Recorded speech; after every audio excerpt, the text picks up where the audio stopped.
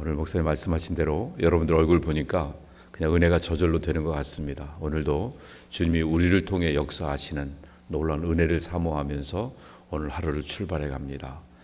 똑같은 삶의 자리에서도요, 하나님을 기대하고 사는 거하고 하나님에 대한 기대가 없는 거하고는 전혀 차이가 많습니다. 남편이 프랑스 파리에 출장을 갔습니다. 출장을 갔다가 돌아올 때 선물을 사갖고 왔으면 좋겠습니까? 안 사갖고 왔으면 좋겠습니까? 예? 근데 파리에서 사오면 여기서 사는 거하고 똑같은 물건인데 훨씬 더 비싼 거 아세요? 근데 그 비싼 거를 비싼 값을 주면서 사오는 게 좋겠습니까? 안 사오는 게 좋겠습니까? 안 사오고 여기 와서 사도 되잖아요. 그렇죠? 그런데 아니 거기까지 가서 부인 선물도 안 사갖고 오는 거 보면 속상하죠. 근데 사갖고 오면 아니 이 남자가 돈을 평상시에 어떻게 쓰고 다니길래 그 시세 흐름도 모르고 그러고 이렇게 흥청망청 그러고 쓰는 거 아닌가 속상하죠. 왜 그럴까요?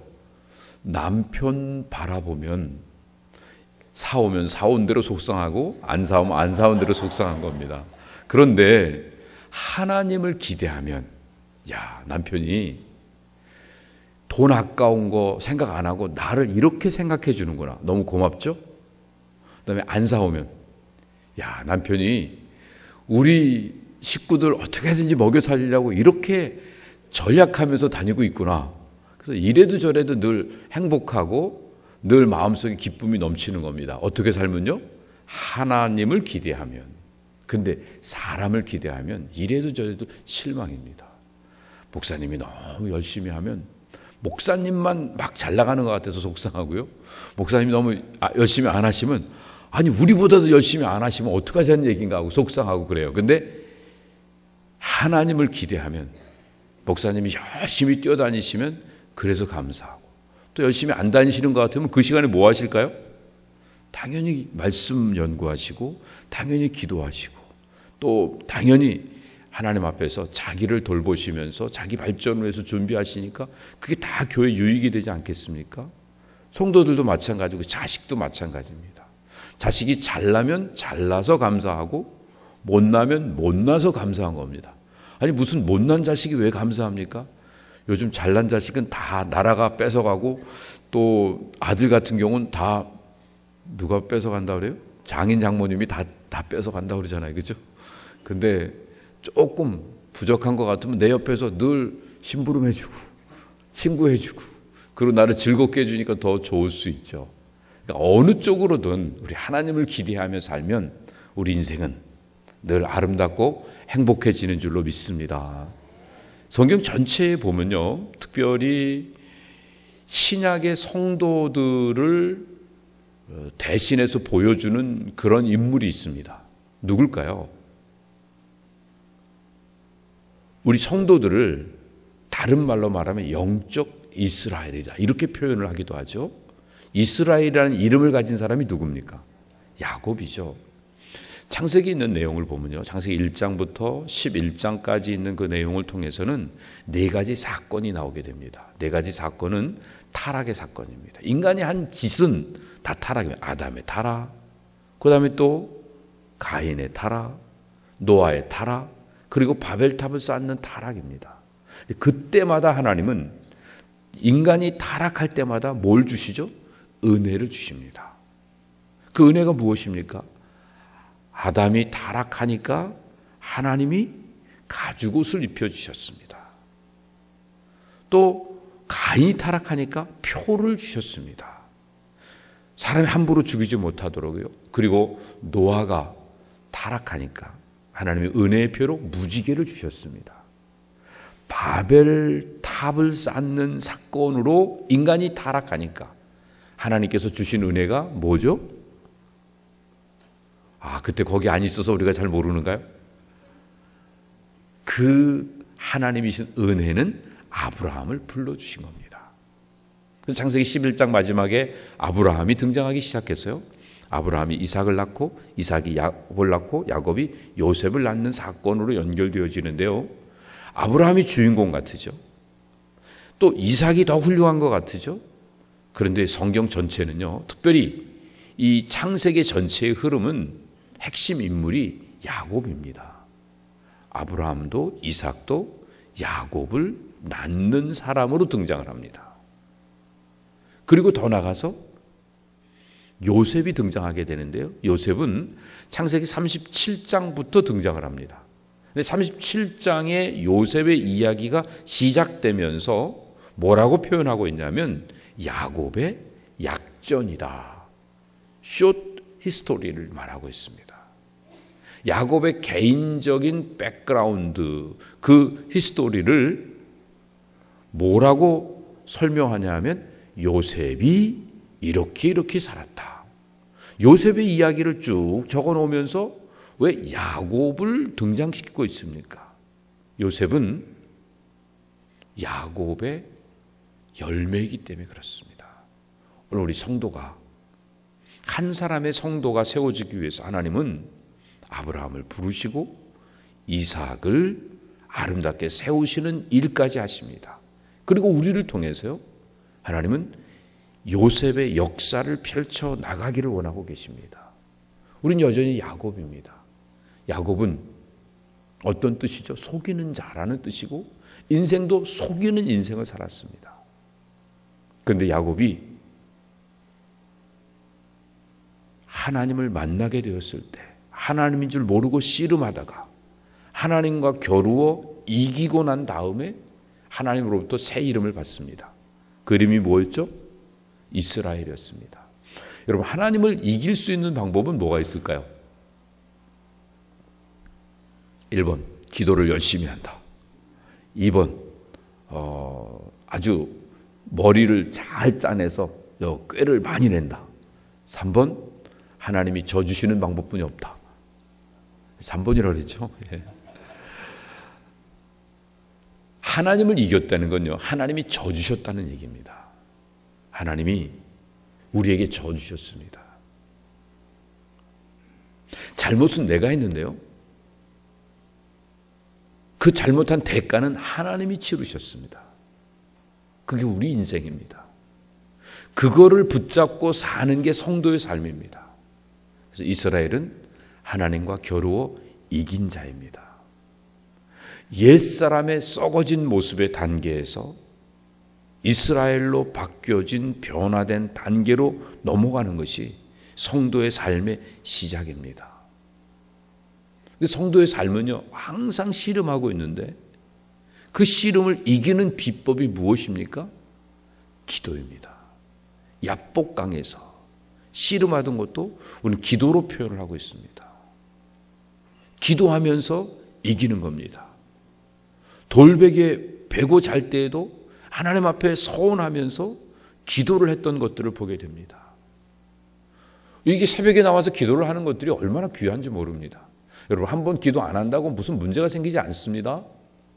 하나님이 벌 주지도 않고요, 우리의 축복을 뺏어가지도 않고 그냥 아주 간단하게 표현하면 매상 줄지 않습니다. 그걸로 문제가 되는 거 아닙니다. 그런데요, 하루 지나고 한 달 지나고 1년 지나면요, 삶이 왠지 빈 듯한 느낌이 있습니다. 우리가 기도해야 되는데 기도하지 않으니까. 그런데 기도하면요, 뭔가가 달라지는, 꽉 채워지는 느낌이 있습니다. 나도 모르는 사이에 변화되어집니다. 그래서 야곱은 나중에는 어떻게 변화되죠? 야곱의 이름이 이스라엘로 됐다가 나중에는 여수룬으로 바뀌어지게 됩니다. 여수룬은 사랑받는 단계입니다. 언제 하나님의 사랑을 받을 수 있겠습니까? 야곱의 마지막 인생을 보면요, 욕심을 다 내려놓습니다. 요셉이 살았다는 이야기를 들었는데도요, 막 달려가지 않고 먼저 하나님 앞에 제사를 드리기 위해서 제단을 쌓는 일들을 시작합니다. 아니, 그 전에도요, 이미 양식을 사오라고 자식들을 요셉 만나기 전에 보낼 때 보면 아들들을 보내면서 양식을 조금 사오너라 이렇게 말합니다. 있는 대로 싹 긁어 와. 이게 야곱의 스타일 아닙니까? 그런데 야곱이 변화받습니다. 왜요? 기도하니까. 기도를 통해서 하나님의 사랑을 체험하고 하나님의 은혜를 간직하고 사니까 점점 변화받고 빼앗는 자가 아니라 주는 자가 되고 다른 사람을 짓밟는 자가 아니라 다른 사람을 섬기는 자가 되고 내가 높아지기 위해서 다른 사람을 무시하는 자가 아니라 내가 깨어져서 다른 사람을 존중하고 높여주는 이런 아름다운 삶을 살게 되었을 때 결국은 야곱의 인생은 사랑받는 여순으로서 요셉을 통해서 아름답게 확장되어지는 놀라운 축복을 받게 되는 것을 보게 됩니다. 여러분, 믿음으로 사는 첫 번째 단계가요, 예배하는 삶입니다. 근데 그 예배가 어떻게 주어지는 예배입니까? 오늘 그 본문을 왜 4절을 겹쳐서 읽었냐 하면요, 그 뒤에 있는 그 표현들을 보면 그런 표현이 있습니다. 이렇게 표현되어 있죠. 죄송합니다. 제가 전에 성경을 쓰고 있는데요. 그 중간에 보면 하나님이 그 예물에 대하여 증거하심이라. 저가 죽었으나 그 믿음으로써 오히려 말하느니라. 누가 죽었어요? 이미 아벨은요, 세상에 없습니다. 그런데 아벨이 하나님 앞에 드린 이 예배가 살아서 움직이며 하나님을 증거하고 있습니다. 오늘 우리의 가슴에도 울려 퍼지고 있습니다. 어떻게 해요? 아벨이 드린 그 예물은 구별된, 준비된 이런 예물이었습니다. 예물은 예물 자체가 아니라 자기의 마음이 담긴, 자기의 삶이 담긴 이런 예물이었습니다. 그래서 하나님이 그 제사를 받으셨습니다.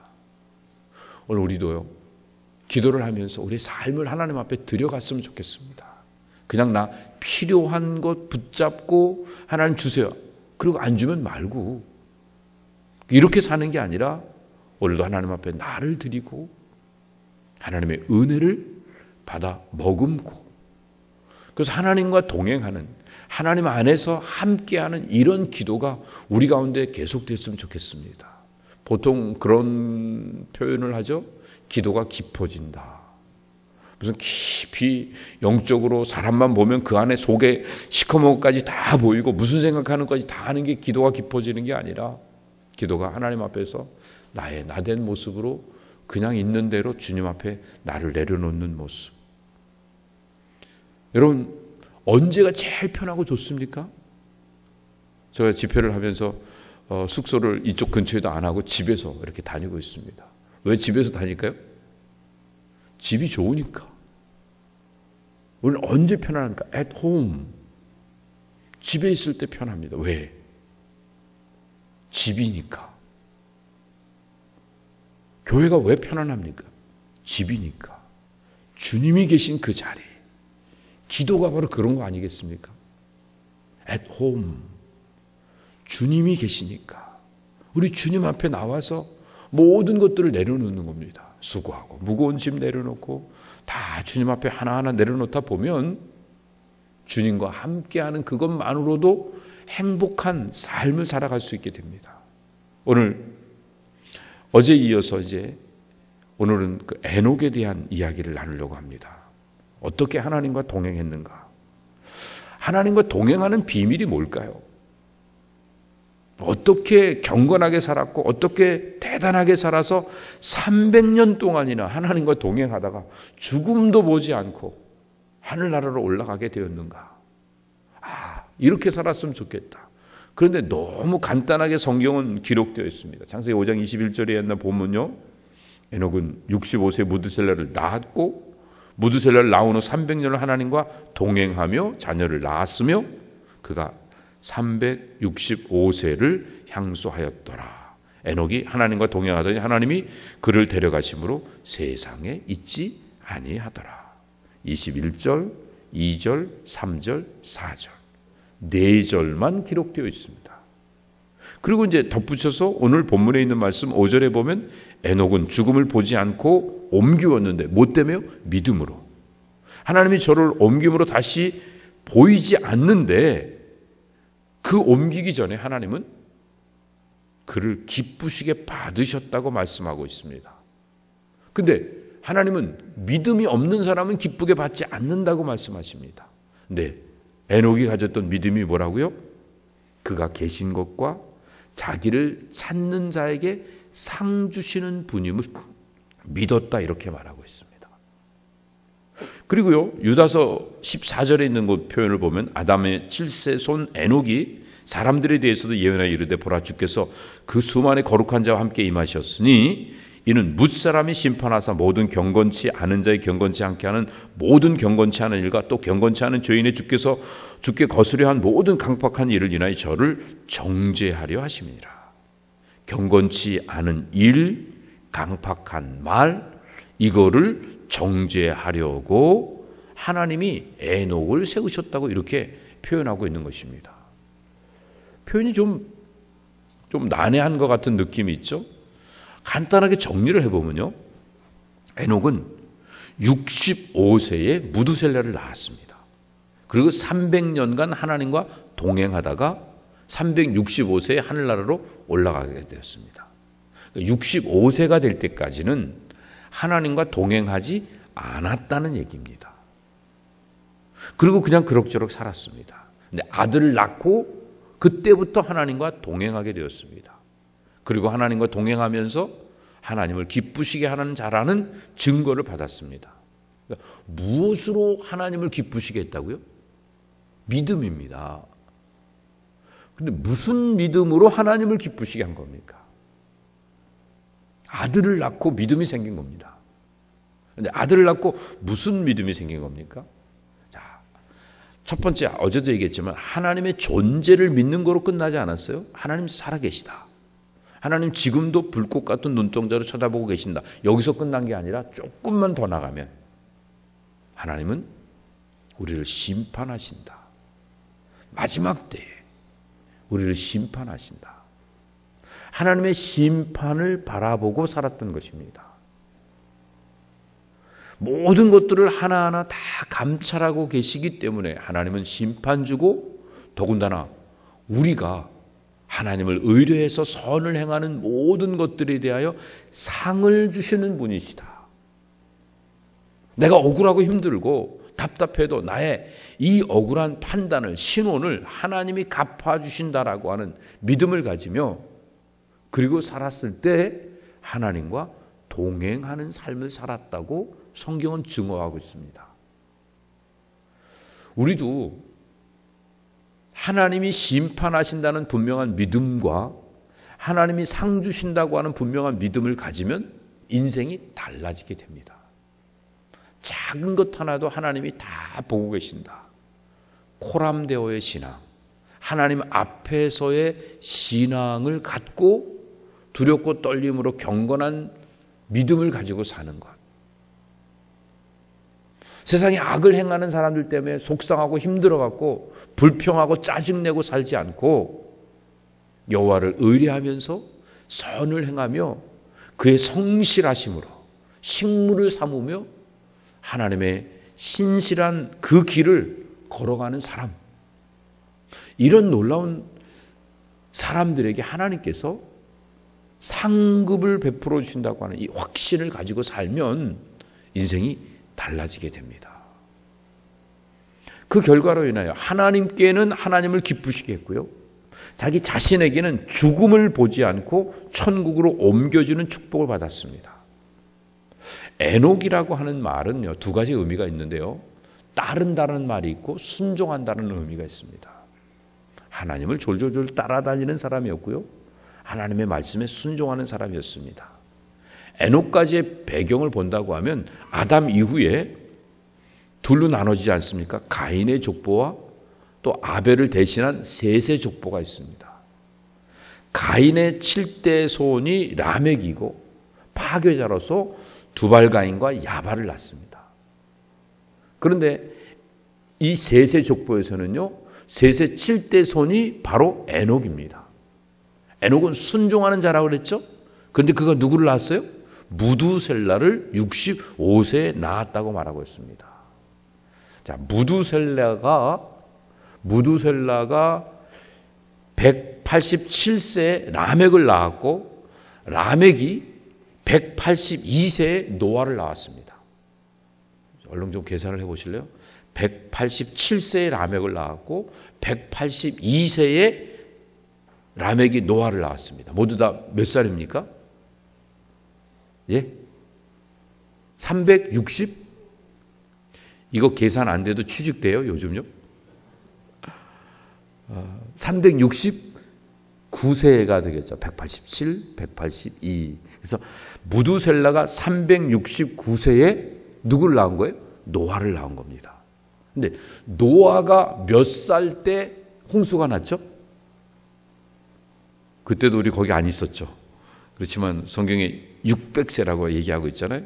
그러니까 따져보세요. 369세 때 노아를 낳았고, 그리고 600세 때, 노아의 600세 때 홍수가 났다. 그러면 홍수가 언제 난 겁니까? 무두셀라 몇 살 때? 969세. 그거는 우리 외우잖아요. 그죠? 무두셀라가 몇 살까지 살았다고요? 제일 성경에서 오래 산 사람이 969세 무두셀라. 그러면 홍수가 난 해에 누가 죽은 거예요? 무두셀라가. 무두셀라는 누구 아들이라고요? 에녹의 아들이라고요. 에녹은 언제부터 하나님과 동행했다고요? 무두셀라가 태어나면서부터. 무두셀라를 바라보는데 무두셀라는 뭐를 상징하는 거예요? 무두셀라가 죽으면서 세상에 홍수 심판이 났단 말이에요. 즉 에녹은 무두셀라를 통해서 뭘 바라본 거예요? 무두셀라를 통해서 하나님의 심판을 바라보고 하나님의 심판을 두려워하며 그것을 준비하는 삶을 살았습니다. 그리고 에녹은 하나님을 기쁘시게 하는 자가 되기 위하여 믿음으로 하나님이 상 주신다고 하는 기대감을 가지며 인생을 살았습니다. 시편 37편에 보면요, 여호와를 기대하는 자는 땅을 차지한다고 말씀하십니다. 근데 하나님을 기대하지 않는 자들은 땅에서 끊어진다고 말씀하십니다. 결국은 땅을 차지하고 하늘나라로 옮겨진 에녹의 믿음은 하나님에 대한 기대감이었습니다. 내 작은 억울한 판단까지도 다 하나님이 갚아주시고 작은 선행조차도 하나님이 다 상급을 주신다고 하는, 여호와를 의뢰해 선을 행하면, 저를 의지하여 모든 것들을 맡기면 정오의 태양처럼 빛나는 놀라운 축복을 주신다고 하는 이 확신이 있었기 때문에 그의 인생 속에서는 하나님 앞에 점점 가까이 나가며 하나님과 동행하는 놀라운 빛을 증거할 수 있었던 것입니다. 에녹은 하나님의 심판과 그리고 하나님의 상급을 바라보는 깨어있는 삶을 살았습니다. 예수님도 말씀하시죠. 깨어있으라. 오늘 너희 주가 임할는지 너희가 알지 못한다. 오늘 우리가 깨어있어야 되는 이유가 무엇입니까? 주의 날이 도적같이 온다고 말씀하고 있습니다. 그래서 거룩한 행실과 경건함으로 하나님이 임하기를 간절히 사모하며 살라고 베드로 사도는 우리에게 말씀하고 있습니다. 주님의 재림을 바라보고 하나님의 심판을 기억하며 삶을 살면 저절로 우리는 거룩한 삶을 살 수 있게 됩니다. 내가 한 모든 것들이 녹화가 된다, 비디오로 녹화가 된다, 그러면 여러분 그냥 못하잖아요. 방송에 출연했다고 생각해 보십시오. 여러분들이 무슨 비디오에서 나와서 여러분을 탐방해서 여러분 집안의 모든 생활하는 것들을 다 녹화하고 있다고 생각하면 우리의 삶이 달라지지 않겠습니까? 그러면 말하는 것도 행동하는 것도 달라지다 보니까 결국은 하나님과 동행하는 이런 복된 삶을 살 수 있게 되는 것입니다. 종말론적 삶을 산다고 하는 게 바로 이런 삶입니다. 궁극적으로 종말론적인 삶을 사는 건요, 하나님의 힘으로 강건하게 주님과 동행하는 삶을 사는 겁니다. 에베소 6장 10절에 있는 말씀 보면 정말로 너희가 주 안에서와 그의 힘의 능력으로 강건하여지면서 마귀를 대적하라 말씀하십니다.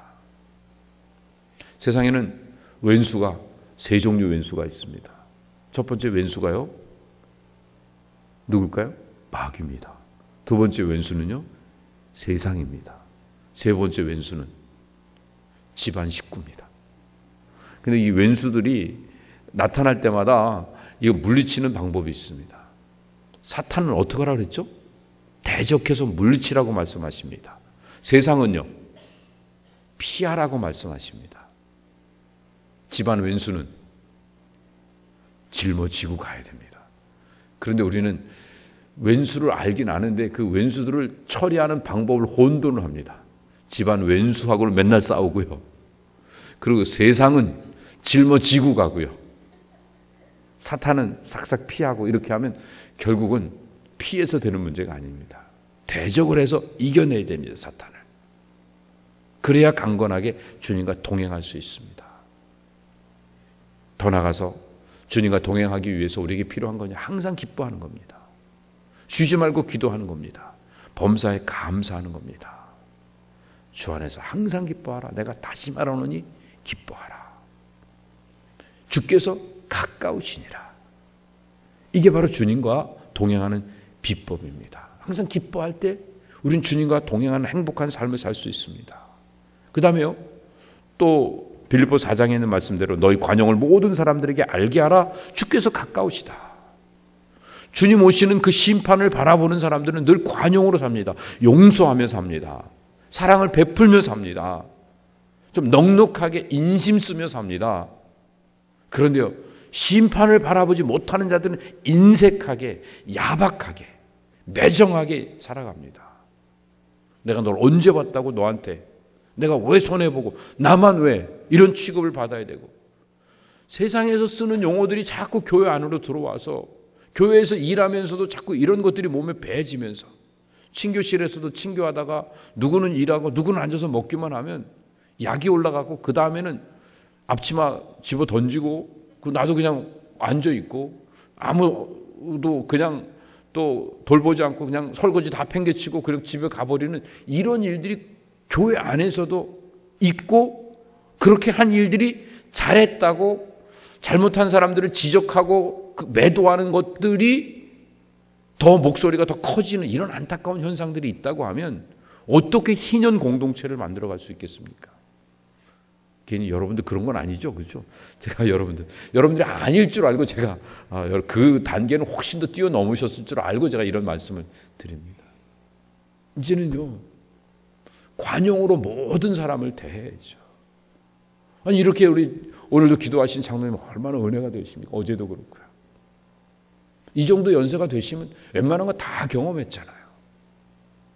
애들 손주 앞에서, 자식들 앞에서 이렇게 넓은 마음을 갖는 것처럼 우리 2세들의, 우리 자녀들 더 넓은 마음으로, 머리에 좀 물 좀 묻히고 다니고, 청바지 찢어진 거 입고 다니고, 그거 청바지가 반 무릎은 나와갖고 이후에 올라와도 하나님 앞에서 막 그렇게 얘기하기보다 그냥 위에서 기도해주고 축복해주고 따뜻하게 품어주면 성적 올라간다 그랬죠. 그렇게 해서 애들이 더 이렇게 나아지는 거지. 찢어진 청바지 입고 왔다고 야단치면 그 다음 주에는요, 청바지 갈아입고 올까요? 안 올까요? 네. 자기만 안 올까요? 친구도 못 가게 만들까요? 그 교회는 고리타분해, 가지 말자. 그러고서 이상한 행동들이 나오기 시작합니다. 어렵죠. 왜냐하면 그렇게 하는 건 아닌데 생각이 들잖아요. 그렇지만 그 아닌데를 말로 하지 않고요, 내가 더 열심히 기도하고 내가 더 거룩하고 성결된 삶의 모습을, 주님의 심판을 바라보는 모습으로 관용을 보여주는 이런 삶을 사는 겁니다. 그리고 더 나가서 데살로니가전서 4장에 있는 말씀대로 사람을 존귀히 여길 수 있어야 됩니다.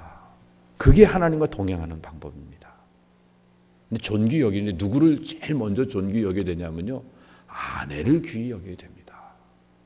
아내를 귀히 여기는 게 뭘까요?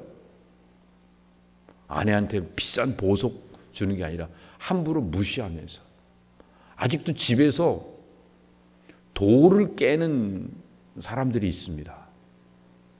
무슨 얘기냐면요. 야가 돌 깨는 도구거든요. 야. 돌 깨는 정을 야라고 그러잖아요. 그죠? 근데 집에서 부인 부를 때 아직도 야 부르는 사람들이 있더라고요. 물론 여기는 안 계시겠죠. 그죠? 왜 부인이 야입니까? 나하고 나이 차이 관계없어요. 나이가 20살이 아내가 더 어려도 아내는 나와 동등이에요. 동등격이에요. 동격. 그러니까 서로 존중해줘야 됩니다. 뭐 존댓말을 할 것까지는 없겠죠. 존댓말을 하셔도 좋고요. 그래도 마음속으로 존중이 대해져야 되고요. 특별히 남자들이 한눈 파는 건 아내를 무시하는 겁니다. 그래서요, 성경에 이런 표현이 있습니다. 하나님의 뜻은 이것이니 너희의 거룩함이라 곧 음란을 버리고. 거룩이 뭐라고요? 음란을 버리고 세욕을 쫓지 않는 게 거룩이라고 말하고 있습니다. 거룩의 출발은 바로 가정에서 아내를 귀히 여기고 남편을 귀히 여기고 서로 존중하는 것부터 출발되어집니다. 서로 엉뚱하게 마음을 갈기갈기 찢어서 온갖 데 다 흘려놓고 그리고 거룩하게 살려고 하면 모양만 갖고 있으니까 교회 와서 프리텐드 하게 되고 바리새이적인 신앙을 갖게 됩니다. 이 일들을 우리가 주의해야 되고요. 그리고 더 나아가서 이 일의 분수를 넘어서 형제를 해하지 말라고 말하고 있습니다. 특별히 형제를 해하지 않고 존귀 여기며 각 가정을 귀하게 여기는 이런 일들이 우리에게 필요합니다. 그다음에 마지막으로는요. 말씀으로 악을 이기는 삶을 살 때에 우리는 하나님과 동행하는 삶을 살 수 있습니다. 데살로니가후서 3장에 보면 정말로 형제들아 너희는 우리를 위하여 기도하기를 주의 말씀이 너희 가운데서와 같이 다름질하여 영광스럽게 되고 또한 우리를 무리하고 악한 사람들에게서 건지옵소서 하라. 믿음은 모든 사람의 것이 아니다. 믿음으로만 악을 이길 수 있습니다. 여호와를 의뢰해서 선을 행할 때 악은 저절로 물러가게 됩니다. 내가 형제를 이겨먹으면 나는 기쁜데 하나님은 슬퍼하십니다. 내가 형제를 위해서 십자가를 지면 나는 속상한데 하나님은 기뻐하십니다. 자, 제가 질문을 드릴게요. 어느 쪽이 하나님과 동행하는 삶입니까? 내가 이겨먹는 겁니까? 내가 십자가를 지는 겁니까? 별로 이렇게 와닿질 않나요? 부부싸움을 하면 누가 이기십니까? 네, 앞에 계시니까. 부부싸움 하면 누가 이기세요? 아, 예, 감사합니다. 제가 대상을 잘못 선택했네요. 목사님한테 여쭤볼까요? 사모님하고 싸우시면 누가 이기실까요? 그건 대답은 여러분들이 해보세요. 누가 이길 것 같아요? 사모님이요? 이기는 사람이 누구냐 하면요. 사랑이 적은 사람이 이깁니다. 사랑이 많은 사람이 집니다. 아버지하고 아들하고 싸우면 누가 이겨요? 대부분 아들이 이기죠. 엄마하고 딸하고 싸우면 딸이 대부분 이기죠. 근데 엄마가 이길 때도 있어요. 사랑이 좀 속상하고 힘들고 막 화날 때. 근데 할아버지하고 손주하고 싸우면 누가 이겨요? 손주가 언제나 이기죠. 왜? 항상 할아버지 사랑이 손주보다 크니까. 하나님하고 우리하고 싸우면 누가 이겨요? 우리 이름이 뭐라고? 성도를 다른 말로 뭐라고 그런다고요? 이스라엘. 이스라엘 말의 뜻이 뭐라고요? 하나님을 이겨먹은 사람. 아, 이렇게 좋은 표현을. 하나님을 이겨먹은 못된 X가 이스라엘 성도란 말이에요. 우리가. 왜 하나님을 이겨요? 하나님이 우리를 더 많이 사랑하시니까 져 주신 거죠. 실제로 이렇게 생각하면 지는 게 뭐가 문제가 되겠습니까? 하나님과 동행하는 삶은 사랑을 가지고 용서하며 살아가는 겁니다. 양보하며 살아가는 겁니다. 육신대로 살면 반드시 죽되 영으로서 몸의 행실을 죽이면 우리는 하나님과 동행하는 삶을 살 수 있습니다. 영으로 인도함을 받는 자가 하나님의 아들이라고 말합니다. 하나님의 아들이 하나님과 동행하는 거 아닙니까? 오늘 우리의 인생 속에서 생명을 놓치고 살아갈 때가 참 많습니다. 생명을 사는 유일한 비밀은 무엇이냐면요, 내가 나의 과거에 대해서 죽는 겁니다. 다른 말로 말하면 과거에 사로잡히지 않고 과거를 놓고 살아가는 일들이 필요합니다. 이것을 사도 바울은 뭐라고 표현했죠? 나는 날마다 죽노라. 날마다 새롭게 된다고 말하고 있습니다. 제사가 무슨 의미입니까? 제사는요, 죽음으로 생명이 다시 피어나는 겁니다. 예배란요, 자기 부인을 함으로 나의 나됨이 세워지는 것이, 이것이 바로 진정한 예배입니다. 그래서 제사나 예배는 거룩하신 하나님과 통하는 거룩을 향한 문입니다. 제사를 통해서, 예배를 통해서 우리는 거룩을 향해 들어갈 수 있습니다. 하나님과 통한다는 말이 다른 말로 말하면 동행한다는 말입니다. 근데 하나님하고 통하지 않으면 우리의 인생은 통이 생깁니다. 처음에 말하는 통은요, 그냥 쭉 통하는 통이고요. 나중에 말하는 통은 아픈 통입니다. 하나님과 통하지 않으면 우리 인생이 아플 수밖에 없게 됩니다. 예배가 무엇이라고요? 자기를 부인하여 나의 나됨을 확인하고 하나님의 은혜 가운데 서는 그 자리. 그래서요, 자기를 부인하는 자리에 서는 거기 때문에 최고의 용기가 필요합니다. 진정으로 하나님을 예배하는 자는 용기 없이는 할 수가 없습니다. 하나님과 동행하는 자는 하나님의 심판과 하나님의 상주심을 바라보지 않으면 할 수가 없습니다. 심판을 바라보기 때문에 우리는 죄를 다스립니다. 죄가 올 수 있어요. 그러나 죄를 물리치고 대적하는 겁니다.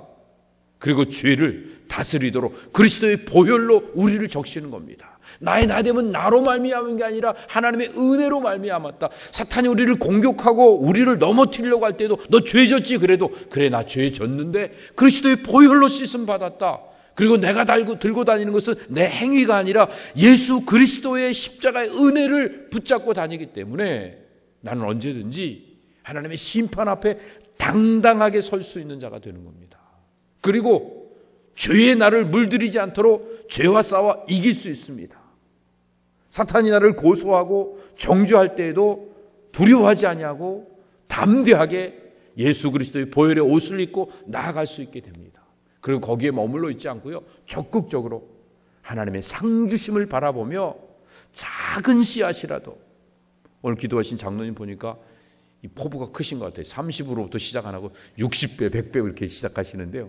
이게 정말 여러분들은 30배는 아예 그냥 생각도 하지 않고 60배, 100배의 결실을 바라보고 그 이상의 상급을 바라보면서 하나님 앞에 작은 선행부터 실천해 나가는 우리 모두가 되었으면 좋겠습니다. 하나님과 동행하는 법이 뭐예요? 제사를 드리는 겁니다. 제사는요, 죄인이 의인 되는 거예요. 그럼 예배는 뭐라고요? 종이 아들이 되는 겁니다. 더 이상 억지로 사람들 눈치 보면서 마지못해 하는 이런 일들이 아닙니다. 여기가 누구 집이에요? 누구 집? 1번 목사님 집, 2번 장로님 집, 3번 하나님 집. 아버지 집이잖아요. 우리 아버지 집. 근데 왜 목사님이 해야 된다고 그래요? 왜 장로님들이 하셔야 된다고 그래요? 우리 집인데, 아버지 집인데, 이 아버지 집에서 우리가 모든 일들을 자원해서 해야죠. 기쁨으로 해야죠. 그래서 하나님을 아름답게 섬기는 이런 모습을 가져야 되는데, 그렇게 하려면 하나님의 심판과 상급을 바라봐야 됩니다. 그걸 안 바라보면 사람 바라보고 이 사회의 가치를 절대화시키다 보니까 결국은 삶이 점점 힘들어지기 시작합니다. 일이 잘못되면 그냥 못 넘어갑니다. 누군가는 불러서 자아 비판을 시키고, 그리고 누군가는 아오지 탄강으로 보내야만 문제가 해결되는 그런 멘탈리티를 가지고 교회를 섬긴다고 하면 어떻게 하겠습니까? 문제가 생기면 다 내가 짊어져야죠. 우리 한인 장로교회는요, 절대로 이렇게 문제가 생겼을 때 누구를 탓하는, 그래서 누구 한 사람은 희생시키고 희생 제물로 만들어 놓고 그리고 문제를 무마시키는 이런 세상적 멘탈리티를 제발 갖지 않으셨으면 좋겠습니다. 여러분 이제 50세가 됐잖아요. 50년을 살았으면 신년 공동체로서 잘못되어도 내가 부족해야죠. 여러분 부모님은 자식이 잘못하면 누구 잘못이라고 그래요? 제가 운동회 하다가 달리기를 하는데 달리다가 넘어졌어요. 그리고서 꽁찌를 했어요. 그리고 이제 어머님도 그 식구들 계신데 이렇게 들어왔는데 어머님이 저한테 오셔갖고 야단치고 너는 달리기도 못한 이렇게 야단 안 치시고 어머님 뭐라 그러시냐면 아이고 어쩌냐 안 돼갖고 그러면서 안타까워하시면서 네가 어릴 때 젖을 못 먹어갖고 아니 그때 나이가 몇 살인데 국민학교 다니는데 젖 먹는 얘기하고 지금도요. 제가 새벽에 못 일어나고 그러면 저희 어머님은 김 목사가 어릴 때 젖을 못 먹어갖고 젖 먹던 힘이 없어갖고 그래갖고 새벽에 바닥바닥 못 일어나는 그런 걸로 어머님은 자신이 책임을 지신단 말이에요. 사랑하니까. 여러분 정말 하나님의 심판과 상주심을 바라보면 남 탓하지 않습니다. 잘못되면 탓하고 잘하면 자기 의시되고 이런 모습이 아니라 연약한 자 품어주고 잘된 건 모두 다 하나님께 영광 올려드리고 또 형제에게 다 공을 세워주고 그러면서 하나님 안에서 믿음으로 삶을 살다가 보면 인생은 점점 아름다워지고 주님과 동행하는 행복한 삶을 살 수 있게 됩니다. 오늘 아침 함께 기도했으면 좋겠습니다. 뭘 기도했으면 좋겠습니까? 우리가 하나님과 동행하는 삶을 살기 위해서 언제나 작은 일에도 죄를 다스릴 수 있도록 은혜를 주시옵소서. 그리고 작은 선행도 하나님의 상급을 바라보며 사람을 의식하지 않고 하나님 앞에서 신실하게 이 땅에 작은 씨앗들을 심어가는 삶을 살게 해주시옵소서. 이렇게 기도하는 우리 모두가 되었으면 좋겠습니다. 그래서 여러분 하나님과 동행하는 가장 행복한 삶을 살아가는 워싱턴 한인교회 온 성도님들 다 되시기를 주님의 이름으로 축원합니다.